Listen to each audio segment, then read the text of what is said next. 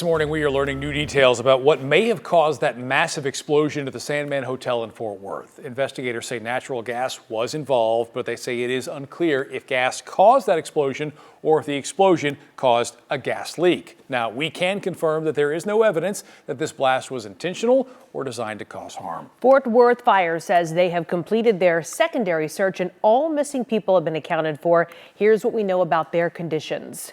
21 adults were hurt. 2 are still recovering this morning at John Peter Smith Hospital. 1 patient in critical condition with major burns, and many of the other victims suffered cuts and sprains. Fort Worth Police Department tells us people jumped out of windows on the 2nd floor just to escape the hotel. Yeah, and speaking of people trying to escape, many of them can return to the hotel this morning to get any of their items. Our Chris Sadecki is live on the scene with more details. And Chris, we've learned a lot in the past 24 hours. Yes, Mark, and this morning compared to last, just looking out front, a lot of that debris we saw yesterday has been cleared away from the front of the hotel.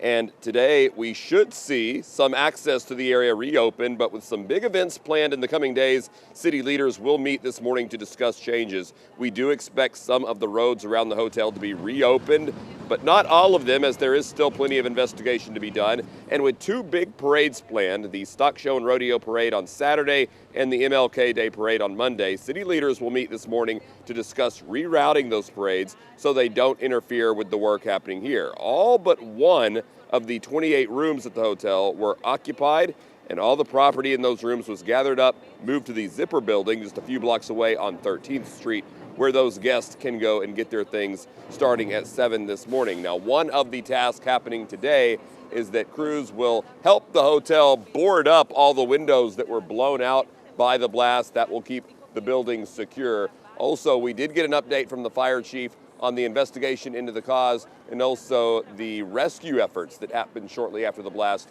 We'll hear from him coming up in 30 minutes.